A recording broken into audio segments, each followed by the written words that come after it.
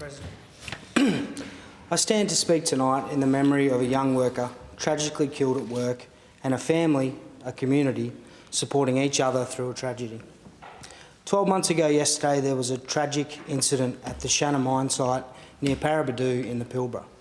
This incident resulted in a 32-year-old man, Lee Buzzard, losing his life. Lee had worked at the Shanna site since 2006 and had been working for Rio Tinto for 13 years. He was from a mining family. He was a third-generation miner. A workplace fatality is highly traumatic for many people, mainly the family, friends and work colleagues. I know from experience that at a time of workplace tragedy, it is a numbing time, a time of chaos. Families are often left with 1,000 questions, and it seems like decades to get a straight answer. Support services can be confronting and in remote areas hard to find in general.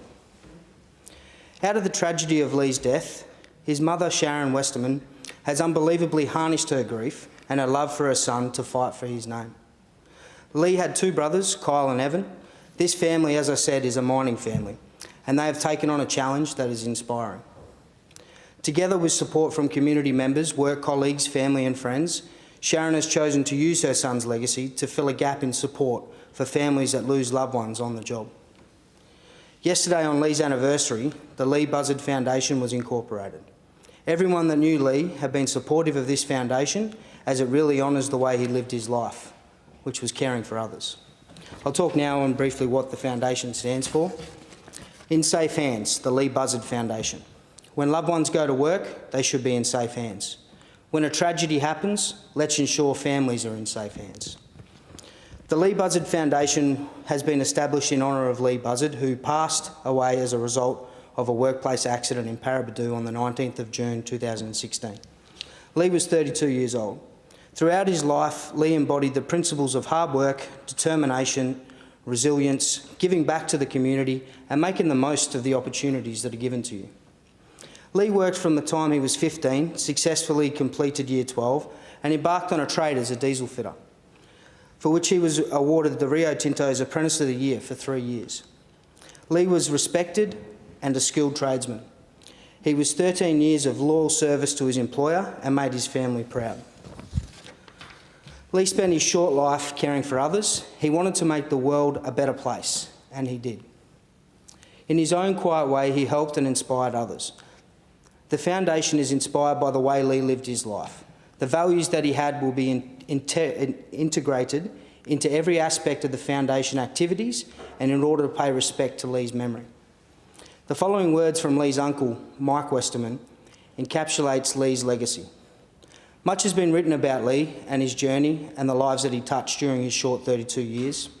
However, I'd like to let you know about the man he became. Too often we look to the achievements and the material possessions on the measure of a man.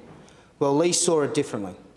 How we treat our family and our fellow man and those people in our community. Even the people that don't know say something about, even the people we don't know says something about a person. I can't remember a time when Lee put himself first in anything. I can't remember a time when he was too busy to help, and I can't remember a time when he didn't give freely. A person who sacrificed so much for others deserves so much respect today and for always. Respect in life is not given, it is earned. It is earned by hard work and consistency. It often evades those who pursue it, but becomes for those who shy away from it. Lee is a man who thrived on hard work and someone who made most of the talent that God gave him. I've lost count of the times that I've used the word respect when talking about Lee. Why is this foundation needed? Having a loved one ripped from your life as a result of a workplace accident leaves families and colleagues struggling to cope with the impact. It's the unthinkable. Your loved one goes to work, as they have done every day, yet they don't come back. No one is prepared for such a cruel loss and the intense grief. This is enough to deal with. But there are often protracted and traumatic legal processes and investigations, as well as financial and emotional burdens. There are often multiple parties involved. The circumstances of the tragedy have to be revisited over and over again, adding to the trauma. Support for the family generally dwindles. Life goes on for the family who've had no time to prepare for this sort of situation. It's not their fault that the accident happened. yet they pay the highest price emotionally and financially. Some families have more support than others, and some employers provide support in the initial stages. However, this varies greatly, and many families find themselves alone as everyone gets on with life. Companies go back to making profits, workers go back to earning incomes. But as a result of the accident, the bereaved family may have no income, and the future may be very uncertain. It's unacceptable for someone to go to work and not come home. We must continue to work hard in this space to ensure no more families are left devastated by workplace tragedies. I have to say, Sharon, you truly are an inspiration. I look forward to seeing what you do with this amazing foundation and to watch it grow and to give families much needed support and to continue advocating for workplace safety. Thanks.